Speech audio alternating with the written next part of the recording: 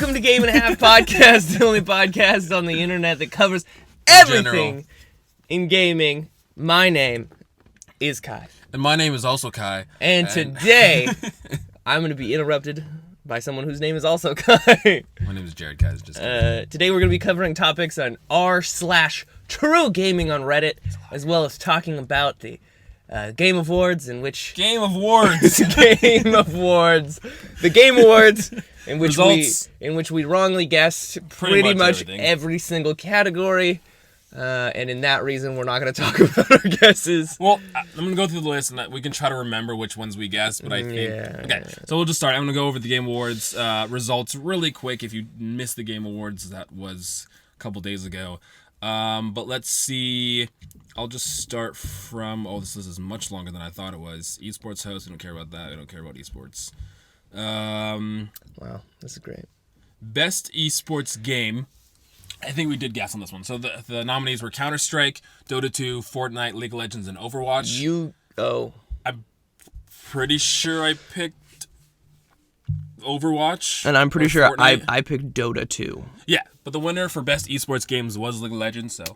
Well done, League of Legends. Good job, League of Legends. Well fresh indie game presented by Subway. I didn't even realize this was a category. So these are new... games, obviously indie games that just released this year. The nominees were Disco Elysium, Grease, My Friend Pedro, Outer Wilds, Slay the Spire, and Untitled Goose Game. I'm pretty sure this was the category we both picked Outer Wilds in. Yes. But Disco Elysium won. Shocker. Eat fresh. Next was Best Multiplayer. The nominees were Apex Legends, Borderlands 3, Call of Duty Modern Warfare, Tetris 99, and The Division 2. I think I guessed Apex in this one, and then I guessed Tetris. You guessed Tetris 99. Was I wrong. Best multiplayer game was Apex Legends. I kind of wish Tetris 99 won this category. Best racing game / sports. The nominees were Crash Team Racing, Dirt Rally, Pro Evolution Soccer 2020, F1 2019, and FIFA 20. You guessed FIFA, and I guessed Pro Evolution. And it was neither of those. It was Crash Team Racing. Hey, so, we're really good at our jobs. Good job, Crash Team Racing. Best strategy game. The nominees were Age of Wonders, Planetfall, Anno, 1800, Fire Emblem, Three Houses, Total War, Three Kingdoms, Tropica 6, and Wargroove. I think I picked Fire Emblem, and you picked Wargroove because the developers are Cuttlefish. And you're like, that sounds cool. Yes, I did. Yep. But the winner for Best Strategy was Fire Emblem, Three Houses, so that's pretty cool. So far, I have gotten better than even randomly guessing. Next category was Best Family Game, which was all Nintendo games. It's Luigi's Mansion 3, Ring Fit Adventure, Super Mario Maker 2, Super Smash Bros. Ultimate, and Yoshi's Crafted World. I'm pretty sure I guessed Super Smash Brothers. Mm-hmm.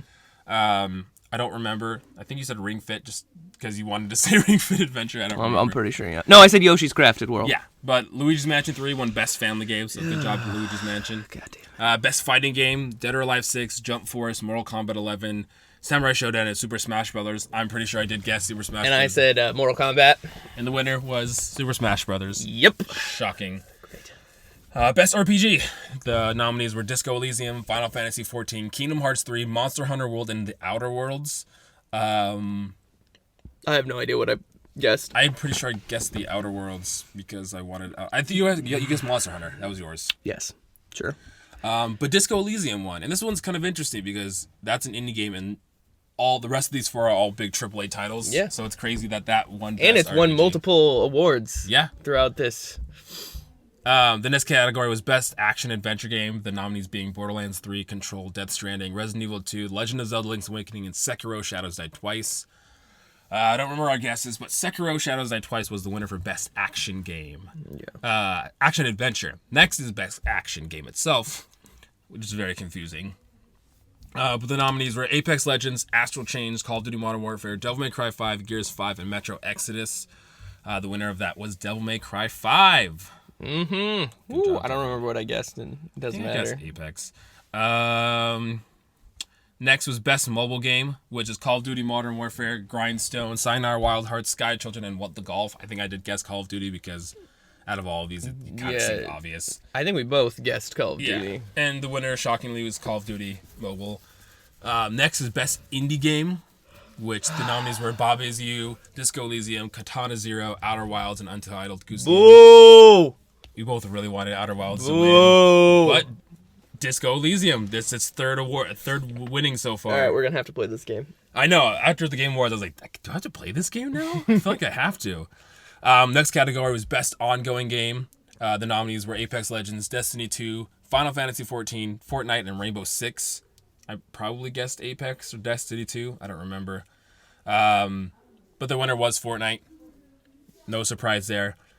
Games for Impact. The nominees were Concrete Genie, Grease, Kind Words, Life is Strange 2, and Sea of Solitude. Sorry, I was burp choking. And the winner was Grease. We have this game. We've yet to play it yet, but it looks beautiful. I'm very excited. Beautiful. We are playing through a couple other games currently. Yeah. Got a lot on the slate. On the slate. She prefers to be called a lady. I'm sorry. Next is Best Audio Design. And the nominees were Call of Duty Modern Warfare, Control, Death Stranding, Gears 5, Resident Evil 2, Sekiro Shadows Die Twice. And the winner was... Boo! Death Stranding sucks. It was Call of Duty Modern Warfare. Oh. Call of Duty won Best Audio I was so confident going into that. Best Score / Music. Oh, wait. This one. The nominees were Cadence of Hyrule, Death Stranding, Devil May Cry, Kingdom Hearts 3, and Sayonara Wild Hearts. Woo! Death Stranding is awesome. The winner was Death Stranding. It's funny because two of these games were actually music and rhythm based games, so that was interesting. But like Death Stranding just had like a lot of actual music in it, like a lot of songs that just like actually exist in life. And actual beverages. Yeah. That you could drink. Beverage. There's only Monster. Oh. One Monster. You can't. There's no others. Next category was Best Art Direction. The nominees being Control, Death Stranding, Grease, Sayonara Wild Hearts, Sekiro Shadows Die Twice, and Legend of Zelda Link's Awakening. And the winner was Control. I was really upset. I wanted Grease to win because Grease is such a pretty game. And the problem is like Control and Death Stranding just look like games. Reality. Yeah, they look like real life. And that's not... I mean, it's cool because they look cool, but... Next category was Best Narrative. The nominees being A Plague Tale, which we really should check out. The game looks really good. Control, Death Stranding, Disco Elysium, and Outer Worlds. Again, Disco Elysium beat all these games in Best Narrative, so it's crazy. We really need to check out this game. Next is Best Game Direction, and the nominees being Control, Death Stranding, Resident Evil 2, Sekiro Shadows Die Twice, and The Outer Wilds. Outer Wilds did not win this one, but it was Death Stranding.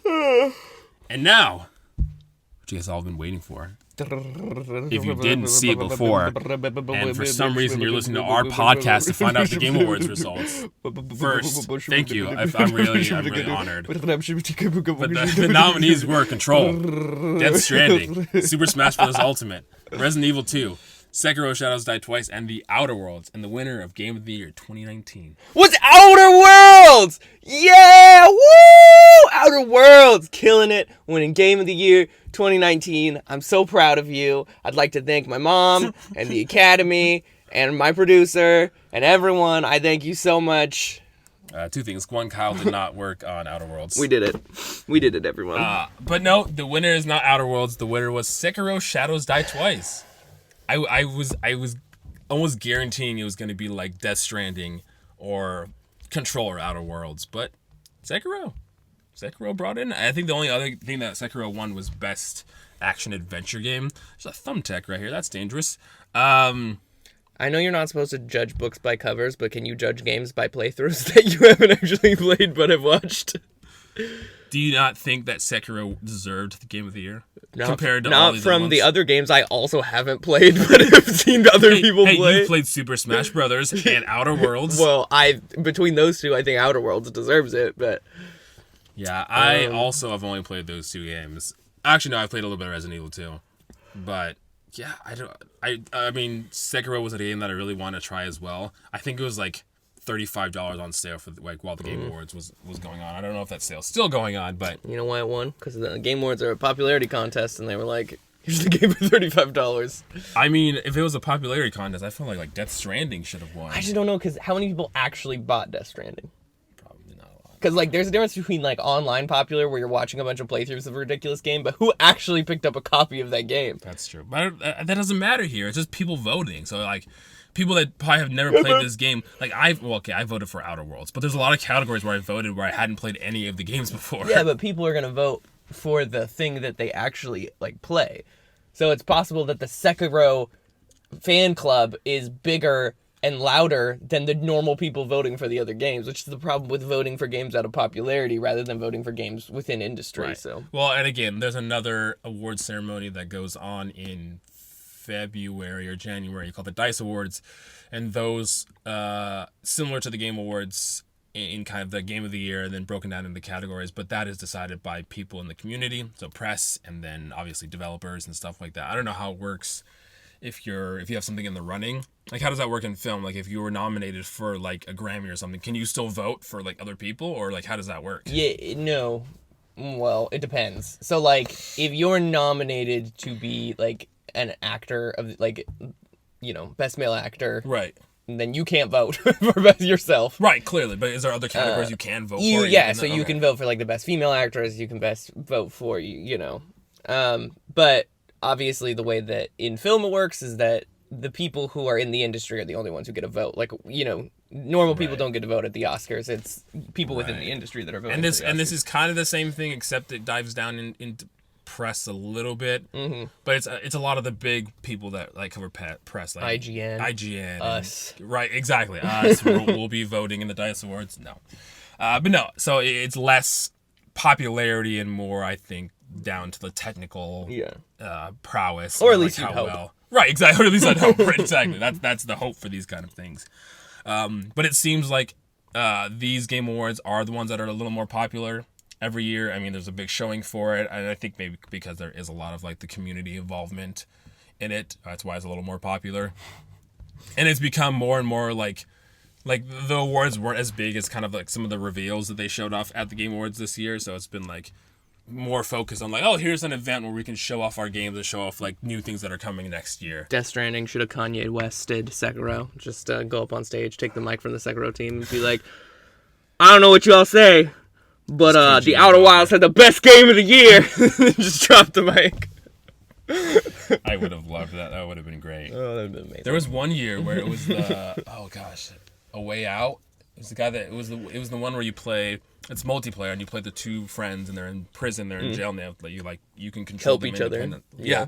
And he was up there like talking about his game, but he was like super jet lagged, and he was like dropping F-bombs, and like the guy's like, because it's live, he was like come on. He was like taking longer than it should have. It was hilarious, but we didn't get any of that this year. Yeah, that was the Game Awards. Were you excited? Were you happy? Were you right? We weren't. Yeah, we clearly Let me tell you. Did you pick up any of these games after the Game Awards and you're like, oh yeah, maybe I should check these out? I mean, I definitely want to try Disco Elysium. Yeah, just from how much like hype that I mean, game got. if there's one takeaway from this, Disco Elysium, that's the takeaway. That if you haven't played it, play it. If you have played it, good for you. That'll probably be like our next, because we're playing through My Friend Pedro, and Creature in the Well. So maybe Disco Elysium and then Grease might be our next ones that we play through. But my freaking indie boner is rock hard. 2020 is just, we're gonna have like next year we're doing our Game of the Year, which by the way, it's gonna be a long list. Well, because I was also thinking of including like games that we started in. Get out. Okay. Games that we started in December, like I would count Creature in the Well and all these in our 2020 because they didn't make this year's list. Right. Anyways, okay, moving on. So now we have a couple different topics to talk about here. Talk about. I guess we'll just start with this one. We'll start with this one. Okay. So this article comes from user Whole Milk Standards.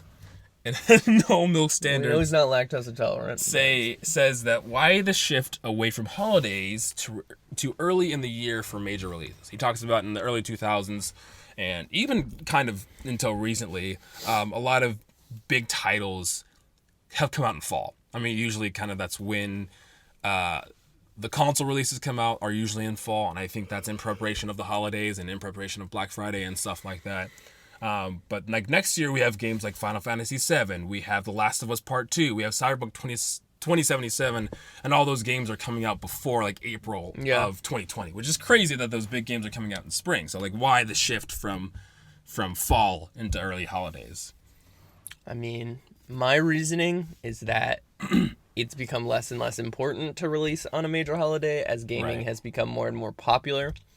And especially now that we have, people constantly following the releases of these things. It's kind of the iPhone principle of a release where it doesn't really matter when you release it per se, because the hype is already there. So big games and big releases like that don't necessarily have to rely on the December focus that a lot of people outside of the industry or a lot of people outside of the community are going to have to rely on to like learn about stuff. So, you know, and it gives them more time. I mean, honestly, if they had to release a game, if they have like a set deadline in December and they're not ready, I mean, they can just push it back into spring. They can push it back into fall. And, you know, I mean, that it just makes more sense than trying to like have a hard release in Christmas, like, you know, October or whenever you're trying to release a game rather than. No, and I agree. And I think that is the case now. Like, companies are not having to rely on the sales of Black Friday or the sales of the holiday season to sell as much games. Like you said, they already have a lot of popularity going into them. Like the examples that they use with Final Fantasies, Cyberpunk, and The Last of Us 2, like those games already have an incredible amount of hype around them. Yeah. Like regardless if they come out in November or in like February through April, it's not going to matter. Like they're still going to get just as much probably sales and press around it as if they were releasing in the fall season. And also from a marketing standpoint, you're going to, when you do a release not in a major holiday, you don't have to compete with other releases, which is good. True. So like because December has become so bloated with releases, if you're trying to compete in a marketplace where you have 5 new releases in the same month, if you release in spring, you're going to use your core, you know, audience to have an initial bump in sales. So right when you release, and then you can do like a marketing push in December and maybe a discount and then get another bump then for the people who have heard about the game. Right. And I think now, especially more than in the past, people rely more and more on that initial reviews and those initial playthroughs to make a decision whether they're going to get a game or not. And so not a lot of people are buying day one anymore. Right. So if you're selling day one in December, you know, then people may be hesitant to pick up the game until they watch a bunch of people play through it. If you're selling it in the spring leading into the fall, then you're going to have a bunch of people who are like, oh, I'm going to pick this game up on Black Friday that had already been released that I've watched a bunch of stuff on. And the thing is, like, even if you say, like, with all of these games releasing in the early 2020, I guarantee there's going to be, like, console bundles, especially since this is, like, the last generation of this console. Like, new consoles come out next fall. There's going to be, like, a Last of Us 2 PS4 bundle. And there's going to be, like, a Final Fantasy 7 PS4 bundle, like, going into Black Friday and going into Christmas stuff next year because, like I said, this console generation's over, and now they're wanting to push these games out with the console to sell as many units as possible before this next generation starts. So, I mean, even if you're releasing in spring, doesn't mean you can't still have big numbers going into the fall as well.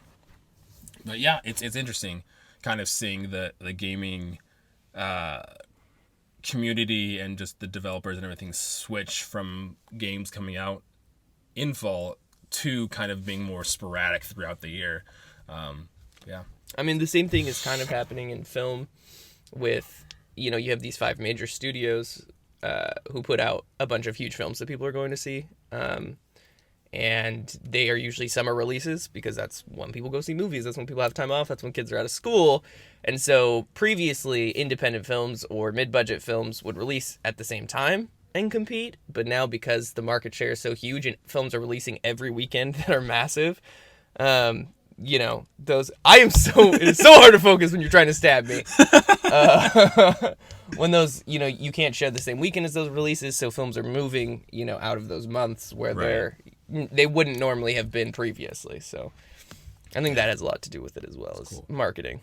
It's crazy that we're getting new consoles next year. I mean, no, it's not. It literally feels like it's been an eternity. Really? Yeah. I mean, it's been like 8 years or 7 years. That's a long time. 8 years since the Xbox One and PS4 came out. It is, but it doesn't at the same time, you know? I don't know. This like console release just feels weird. Again, like usually at the end of the console generation, like you're getting kind of the scraps of people. A lot of the developers are working on the next generation of consoles. Like the last year of Xbox One and PS4, not last year because they're still going to support it, I guarantee, like throughout years afterward.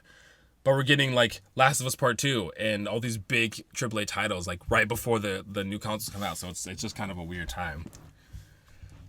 Yeah, moving on. Talking about something else that may be weird at certain times. This next article. Wow. That was a hell of a transition. So smooth. Like butter. Oh, I can't believe it's not butter. This next article comes from Professor Madlib, and they say, do you think item/level gating areas is good design for video games? And some of the examples that they use are areas that require you to be a specific level in RPGs can often be seen as immersion breaking or extremely annoying to a lot of players who wish to see all the content of the game has to offer, and especially during replays. This particular form of gating has also been known to make open world games feel less open, since it kind of betrays your ability to explore the map.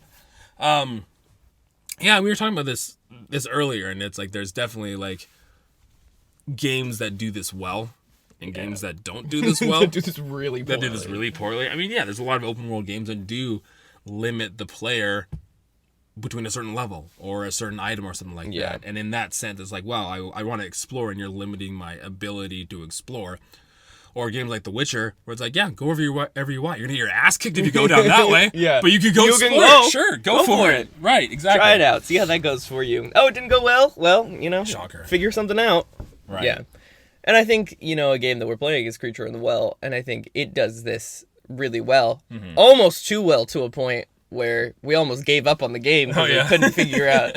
But it's like, you could keep going. You have you use electricity to open these doors, and it's like a point system, so you could go as long as you want with the stock, whatever you have, but unless you're consistently like, oh, I can't do this level anymore, I'm gonna have to find a different weapon, or I'm gonna have to like upgrade my, I guess, I don't know what it's called, like generator or whatever it is. Your core. Unless you upgrade your core, then it's going to be really, really hard, rather than having something to be like, you can go in here unless you're level 7. Like, that's They allow you to figure it out on your own, because for this game, I've been so used to kind of being walked through levels where it's just like, no. Like, you can go to this level, but you're going to get to a part where you're not going to be able to beat because you don't have the right item, or you're not high enough level or something like that. Yeah. And in that instance, it works because it's like, okay, and it forces me to explore other areas. I'm like, oh, I had to go here, and now I can go and do this thing. It's like, okay, that makes sense. And not only that, but there's more than one way. Right. Just like, oh, some people are going to be like, I'm going to use this really accurate weapon, or I'm going to use this really powerful weapon, or I'm going to use this, weapon with a special ability. And there's a bunch of different ways to approach the same thing, all requiring extra effort to be put in to get to that point. Yeah. The example of a game that does this really poorly that I was using was Pokemon, which is just an atrocious way of building a game, which is like, not only in that game are there areas you can't access until you get certain HMs, those HMs are completely dictated by like the most boring method of like, you have to beat the gym leader to unlock, to be able to use this, and you have to find someone to give it to you. So it's like, only if there was a Pokemon who could use Surf. And then you're like, God damn it. You're like, I have a Lapras right here. Why can't I just use this Lapras? Well, this thing doesn't know how to swim. Why can't the Lapras just drowns and dies? I don't know how to swim. Right. No, yeah. In games that do it really well, like Breath of the Wild, I feel like handles this in one of the best ways. I mean, it kind of just like, hey, go explore. Yeah, see what you can do. See what you can't make it up that mountain? I wonder why. Yeah, but then you come back to that mountain like 20 hours later, you have like 8 stamina bars, and you're like, I can make it up this mountain. And you're like, oh my god, I can make it up here. And then there's this thing, and you're like, oh, and it's just a Korak seed. No, then it rains, and you're like, I'm never getting up there. Rains every 20 minutes. If every Korak seed was replaced with a chest with items, it would be a better game. You don't think collecting 99 pointless things is fun? It's 99. 999. And no, I don't think that's fun. Even like people that are completionists are like, don't do this. Like, don't complete this game. Well, the only thing you get at the end is a bigger Korak seed. Right. Which is just Korak shit, essentially. Yeah. But not worth it. Do you think Breath of the Wild 2 is going to have 999 Korak seeds? I think it's going to have 9,999 because they're like, we're going to stretch this shit out as long as we can. Right. It's not limited. It's not going to be limited by having to run on the Wii U anymore. So they're just like, we'll add 9,000 more Korak seeds. 9,000 more Korak seeds. So some games can do this well. Some games can't. But I don't think level gating or item gating is necessarily a bad thing. When done well, I think it is good. When it's done in a way that doesn't feel like it, it's right. Good. When it feels like fluid, like in Legend of Zelda, like you're curious to go somewhere, and your lack of being able to go somewhere is your own knowledge of getting there or your own ability to get there. Like, once you get more stamina, you're like, okay, now I can traverse these areas. Or even, like, you know, in Legend of Zelda, you have the optional arrow types where it's like, you could take down a Lionel without electric arrows, but, like, that would be significantly helpful in your ability to take down a Lionel. So it's like, it's not necessarily, like, hard level gaining, but it's a way of, like, this will improve it to the point in which it does not seem nearly impossible, which... And I think, I mean, this talks about, like, item and leveling gating, but there's also, like, narrative gating in some games. Yeah. Like, talking about Legend of Zelda, Ocarina of Time is a big one that does this. Like, right when you get to Kakariko Village and the gates close to go up to Death Mountain, like, you want to go explore there. You want to go up to Death Mountain and see what's up there, but you have to wait for the game to tell you that that's where you want to go. Right. And that's then, how you progress in the then story. The gates open. And then the gates open. Which is something that we were talking about Breath of the Wild is another thing they do really well is that the, you know, environmental conditions of being able to go places, it's like, oh, I need to go here and it's really warm, so I need to figure out a way to do this. And you can approach it in different ways where it's like, okay, I can make a potion that allows me to take heat for like 10 minutes, or I can find an armor that's going to let me walk through here, you know, which is part of the narrative, of course. And even then it's a little hand-holdy, but at the same time, there's multiple ways to approach the problem, and there's, you know, it's the only limit is your ability to be creative in how to solve it. Right, but even in that instance, like, when you get to Gerudo Desert in Breath of the Wild, it doesn't tell you how to survive the heat. Like, you got to figure that shit out on your own. Like, either find tunics and armor that are heat resistant, or you brew enough potions that give you the ability to survive in the desert. Like, you can't do that on... It doesn't tell you how to survive in there. It's not going to be like... Navi. Maybe you need a... Right, exactly. Need a suit of armor. There's no Navi or Fee in this game. It's just your lone... Your lone... world. Like it should be. Like it should be. All right. Next topic. Which I don't have. On the r slash gaming. Also, follow us on Reddit. Yeah, follow us on Reddit. And Twitter. And all those other social media. And Instagram, and Facebook, and YouTube. Actually, we don't have... And Tumblr. Oh, no. And LinkedIn. And anyway. LinkedIn user podcast. Volkovoy. Non-violent runs being the only way to get a good ending is frustrating. And their example is Metro Exodus, where they made good choices throughout the whole game, but that made them feel like 2/3 of their options were worthless, and that gunplay wasn't rewarded, even in it's a gun game. Which, anyway, I think this is a huge problem in a lot of games that have, you know, a choice-based narrative. And it's true, like, good decisions are always rewarded, and they're so obvious. We were playing through Outer Wilds. Worlds. Goddamn. Outer Worlds. And, you know, that's a game where it's like, yeah, you have dialogue options, but you have one clearly correct dialogue option, which is like, yeah, I'd love to suck your dick. And then you have like 4 of them, which are like, I'm gonna fuck your whole family, or I'm gonna stab you in the throat, which is like, why include the, you know that it's just going to make the game harder on yourself. You know it's just going to make, you know, your relationship with that person go down. Like, when you're forcing a narrative so hard, it's pointless to have dialogue options. You might as well just have a conversation. And I think that, I mean, yeah, that happens in Outer Worlds. I think Outer Worlds is a little bit better than other games because, like, in some instances, you could be like, yeah, I'll suck your dick and it's fine. In other instances, you're going to be like, no, I'm going to stab you and kill you. And that ends up working out fine for you as well, you know? But yeah, no, there's definitely games where it's like you either decide to be a good person and that gives you the good, happy ending. Or if you're a bad person, you get the negative ending where you get murdered by the world and you die or something like that. Or it's not even like necessarily negative, but it's like, oh, you're not the hero. Oh, not everyone was saved. Like Dead by Daylight is a game where the whole purpose theoretically would be to save everyone. Is that what it's called, Dead by Daylight? No. What is it called? Until Dawn. Until Dawn, whatever. I was like Dead by Daylight. Daylight, Dawn, Dead, Until. You know, it's all the same. Completely different words. Until Dawn. A game where, you know, your options within the game can lead to everyone being saved, which is kind of like considered beating the game. But it's like, if you make decisions that end up getting other characters killed, that's not necessarily a positive outcome, and it's not as a satisfying ending. You're not saving everyone, so it's like... there's a situation in that game, which we need to play through that, because it's really fun. But one of the girls that are in the cabin gets bit by one of the monsters. And you're controlling one of the kind of the jockey, blonde, big dudes, and you have to decide whether or not to kill this girl or not.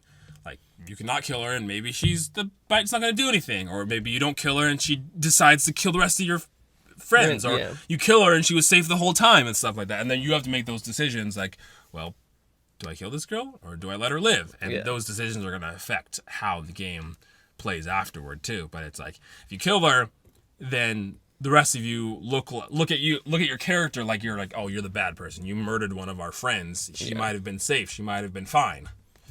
And it's kind of obvious that, like, she is fine. Like, like, of course, like, they're not going to make a game where it's like, you know, there's not an option for everyone to live. So if she gets bit, you're like, well, I might as well keep her alive just to see.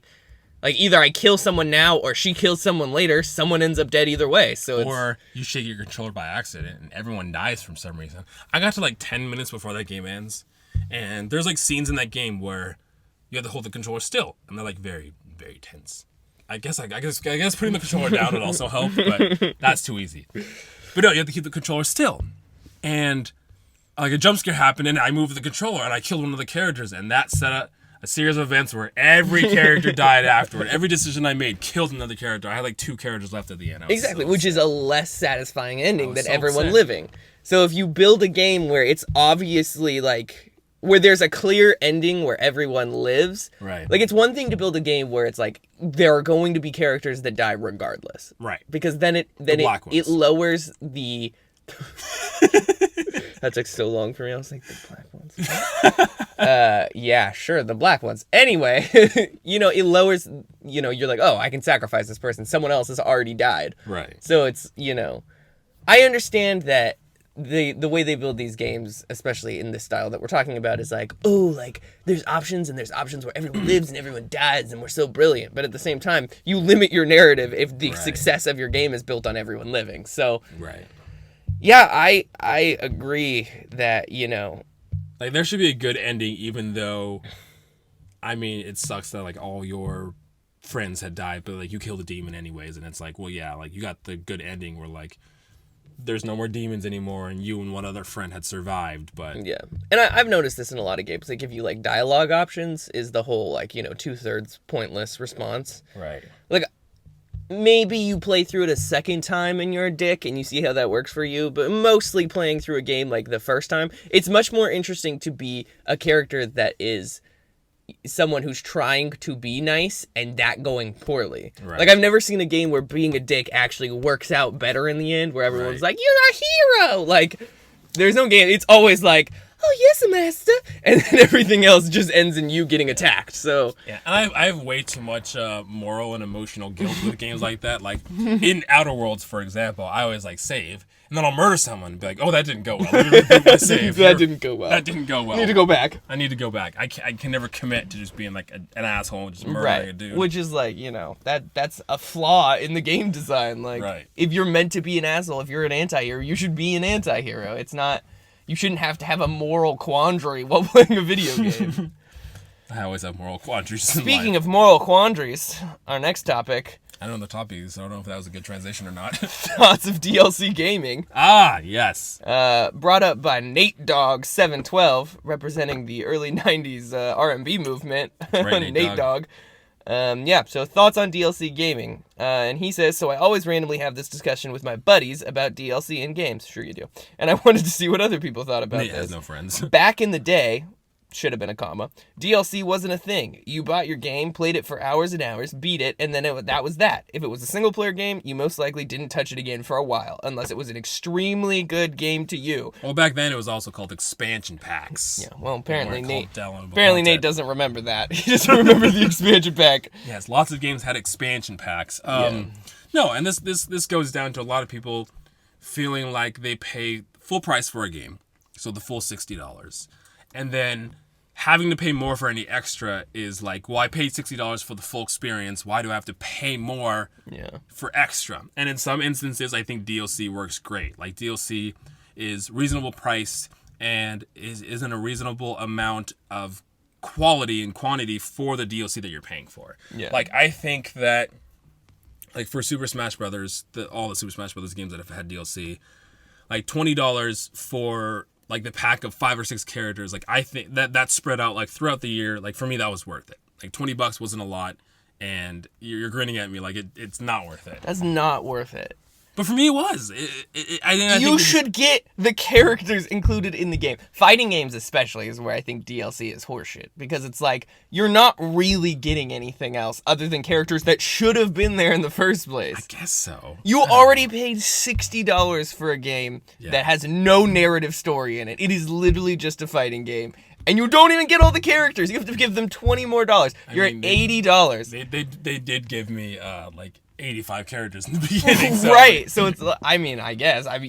If, at that point, 85, what's 5 more? Yeah. That's more than $1 per character. Yeah. So, I don't.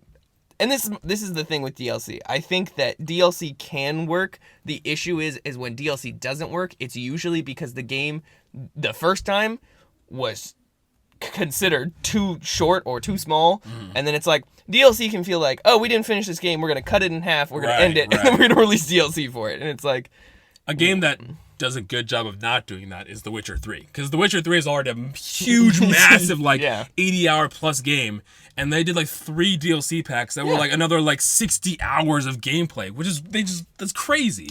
Yeah, and it's one of those things. It's like, where do you?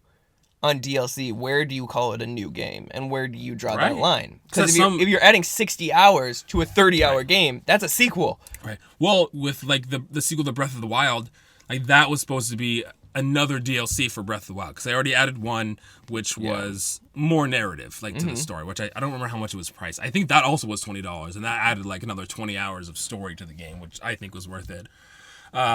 But when they were working on Breath of the Wild 2, that originally was just more story content for Breath of the Wild, and they realized it was getting huge. So like, let's just make a sequel. Yeah. At that point, because it was big enough where it's like this could just be its own game. I mean, that's a good choice, I guess. Other than they were pretty much what they said is like, we're working really hard on this. We're sure we want to sell this for $20, and they're like, we'll just make this a sequel. We'll charge $60 for it, which I already have it pre-ordered. Well, yeah. I already have it pre-ordered. It's not available yet. Once it is, going right into the shopping cart.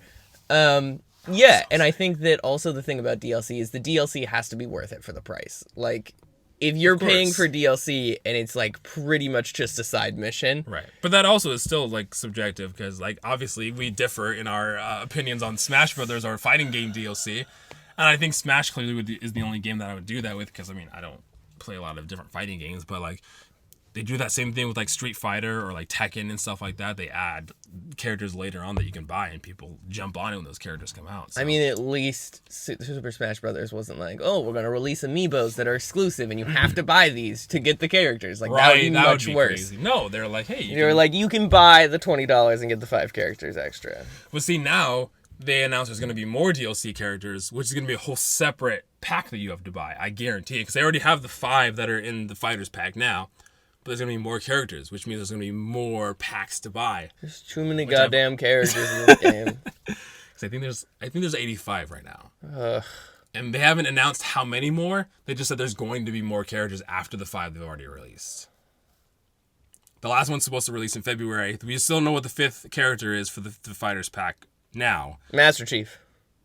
I don't know. There's Doom Guy's been a big one. Yeah. Like, that Doom Guy might possibly be in Smash. Anyway. Look, I get Super Smash Brothers' appeal is, above all else, being able to fight as your favorite character. Right. I get it. And at this point, too, it's like a cultivation of like a bunch of different, like, it's not just Nintendo. It's like celebrating video games in general with characters like Cloud, and if like Doom Guy was in it too. Like it's games that aren't just Nintendo anymore. I know, and I get that, but at the same time, it's like forcing people to buy $20 packs of characters to complete a game that they already paid $60 for is hard to justify in my brain. Like I understand, like 5 characters for $20 seems like a lot to me, but if your favorite character is Banjo-Kazooie, like a monster, you would pay the $20 anyway. So it's like, why pay $20 for just Banjo? You probably would. Let's be honest. Yeah, and once again, like DLC is a super subjective thing, but there have been instances of DLC where the internet has quit that they're just like, this is terrible. Destiny. Yeah. That was bad DLC. I mean, and it's and again, those games, and I think like Destiny and No Man's Sky, both of those games are hard because No Man's Sky. they came out and they just totally screwed over the people that were like on the hype train from day one. In No Man's Sky's defense, it was free. No Man's Sky was not free. No, the DLC. Oh, the DLC was free. Oh yeah, yes. So they pretty much they fixed the game. They didn't really. So yeah, in No Man's Sky can kind of get away with it because like they released an unfinished game, you pay $60 for it. Now there's a bunch of updates that were for free that made the game how it should have been playable. Right. With Destiny 2, or sorry, the first Destiny, I don't know how Destiny 2's DLC works. But Destiny released clearly unfinished. People were upset, and then they had a bunch of paid DLC.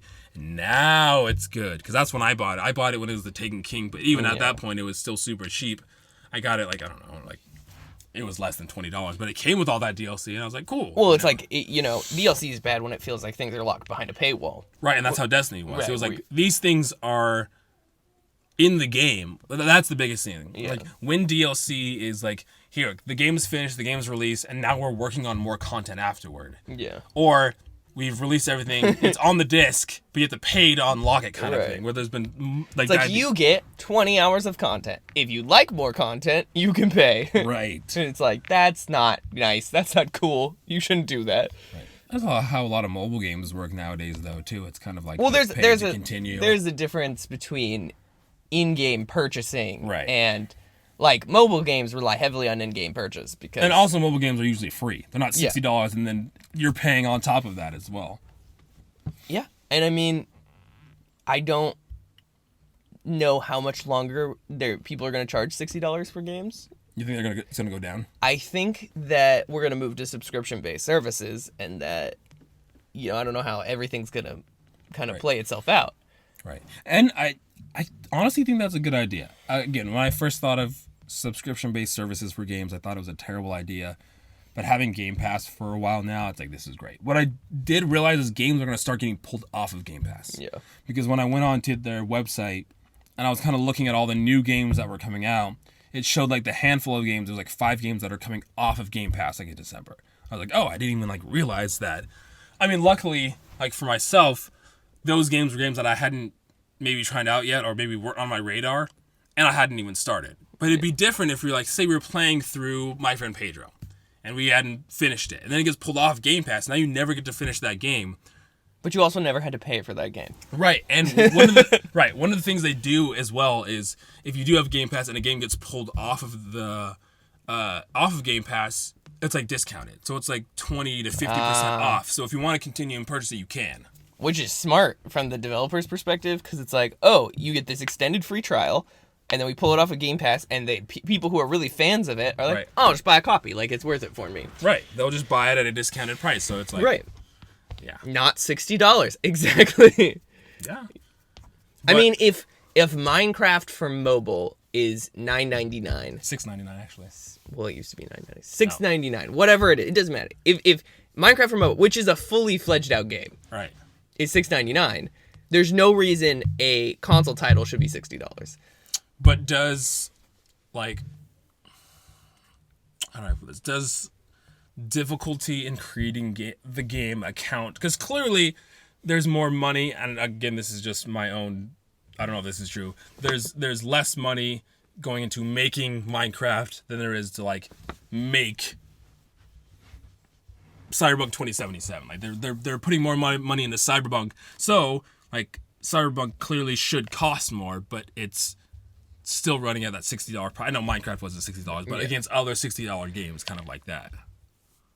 I mean, yes. I mean, clearly someone did a market analysis at some point in time where they determined that $60 was the perfect amount for a game. Right. Where they were like, this is what people will pay. This is the maximum people will pay, but still buy it. Right. So, well, in recent years, they've realized that, again, the quality of your game, the price is going to, it's going to reflect that. Like, when they released the new Far Cry game, Far Cry New Dawn or something like that, it had taken place just in the same engine, and I think the same as the one that had came previous. I don't remember what it was. Yeah. But it shipped at $29.99. Like, it was $30, and it was like a smaller, condensed Far Cry game. But it was a Far Cry game, and it was a new one, but it was only $30. Yeah. I mean, and that almost is like, oh, that's DLC, right? Like, it's like Right. same engine, same franchise, same story, Right. same kind of like Uncharted, and then the sequel where it wasn't Nathan Drake, it was Right. It was the girl. yeah, like where that's like, is that part of canon? Is that a new Right. theoretical Uncharted game, or is that an addition to Uncharted 4, where it's like, you know, So would you? I mean, there's always the option of like, okay, you're shipping a $60 game and then you're releasing free updates for it. There's that option too. yeah, There's the option of like releasing a game that's free to play and then releasing significantly chunked $30 entries too, because that's what Destiny 2 did. So after Bungie broke away from Microsoft, yeah, yes, when they broke away and now they're on their own, yeah. they decided to make Destiny free to play, and they've released DLC for it afterward. That's like between $20 and $30. They're pretty significant, but if you want to just have the standalone game, it's a free experience all around. If you want to experience more of the game, then you can pay for more of it. But I mean, it's free. we've been doing some version of that since the beginning of gaming. It's called the free trial. I mean, Right. Yeah. or a trial disc where you have a bunch of games where it's like, here's a sample of what this is like. If you like it, buy the full version. Right. And I think the difference between that is like, those are like, here's 10 minutes of a game, where this is like, here's I probably said like some 40. version. Right, I right, didn't right. mean like, you know. But even if it's like 5 hours of a game, like, I think that's a smart way to sell games. If people like it, people will spend money on it. Right. And or especially you can continue to just have those 5 hours or so, and it doesn't like ever end per se. There's not more like continuation of a story or weapons or whatever. And I think that if you can, this is really bad, but I think you can trick people into spending more money in game than you ever could charging for a game. Oh yeah, people probably spend more, and it's funny because like a $60 game will come out and say there's microtransactions in it, and people will spend a shit ton of money in microtransactions, but won't spend $30 on DLC. That's because people are like, oh, it's $5 here, it's $5 Right. here, it's $5 here, it's $5 here, until that $5 is $500 because you bought 100 items. So it's like, I think that if I was making a game today that could be adapted to it, obviously indie games would have a really hard time doing this because of the way a lot of them are set up. But if I was doing like a Call of Duty, it would be smart to release it free, give a certain Call of Duty DLC is another DLC that I have a problem with actually, which is like the maps and the guns. maps, which then limits the amount of maps you're able to play on multiplayer, which right, is because then you can't play those maps unless you have the DLC. incredibly frustrating. Right. And you're like, ah. So you're playing with friends, and you're like, oh, I paid for the DLC, and they didn't. You can't. Well, I think in some of the new ones you can. If you're like in a party with someone that has bought it, then you can't. But before, Previously, there are previous games. right, Where, if you didn't have the DLC, you couldn't play with your friends on those maps. Yeah. that was just how it worked. which and you're is like, just it's a garbage patch. But I mean, like, Call of Duty, if Call of Duty was free, where it's like, you get the 3 base maps, and you get standard skin for your character, and everything else is, and you're like, all right, I'm going to play these 3 base maps, and then you can pay to get the story. You can pay to get more maps. You can pay to get skins. You can pay to get, you know, freaking, you know, gun charm danglies or whatever you want to pay to get. What are those called? You know, like I think they're called gun charms. clan tags or whatever. I like gun charm danglies. gun better. charmed, but like stuff like that where it's like people Yeah. who really love the game are gonna pay for it, and people who are like, oh, I just kind of want to play these 3 maps, like it's fun every once in a while, they get it for free, and it balances out because the people who really love the games are covering the cost of the people who are playing it for free. And I mean, some of the free to play shooters are like that, like with Apex and with Fortnite. Like, it's accessible and you can go into it and play without having to spend a penny. But there's skins, and then there's gun charms, and there's gun skins that if you wanted to put money in to get these things, you definitely could do that.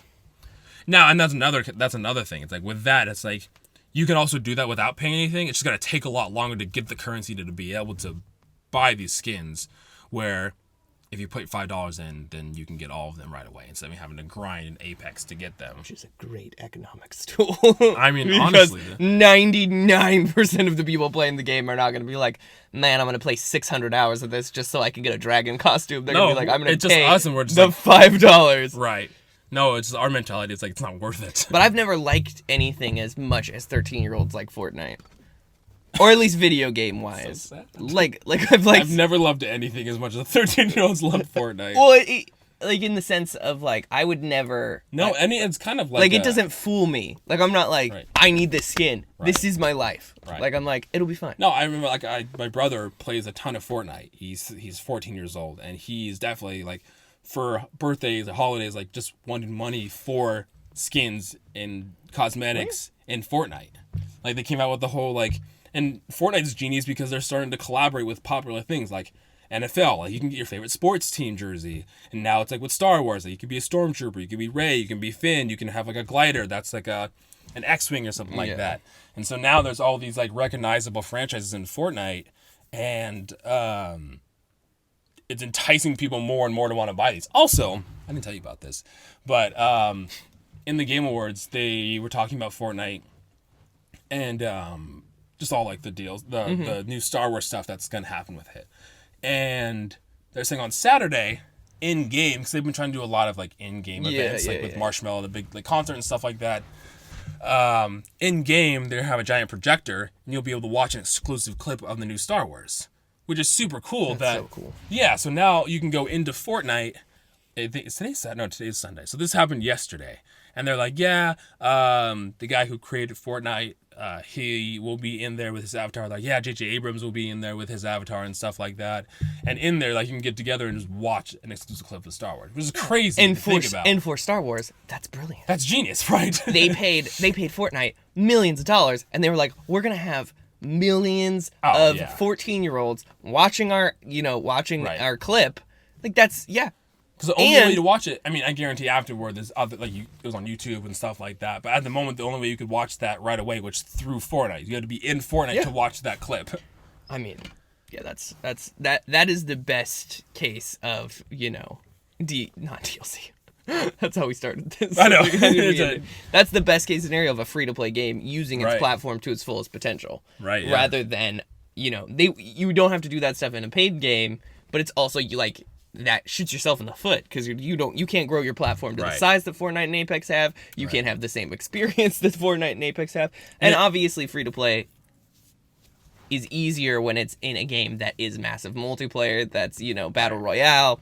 Yeah, but there's a lot of free to play games that, I mean, clearly for some reason Fortnite's stuck with everybody because there's a lot of games that are similar to that, but Fortnite's the one that stuck out to everybody when it came out because a lot of free to play games are the same mechanically as Fortnite, and none of them are even close to being popular as Fortnite.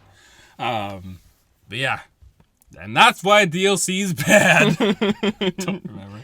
DLC train wreck can be bad and it can be good. It depends on how you use it. Just like everything, everything is good in moderation. Everything is good when it is to improve players' lives rather than to improve the pockets of the people making the game. Right. Which If the reasoning for you releasing DLC is to make more money, you're doing it for the wrong reasons. It should be to support your franchise and to grow the narrative around it. Which in some way is, well, I guess it depends on the company because like Nintendo clearly doesn't need any more money.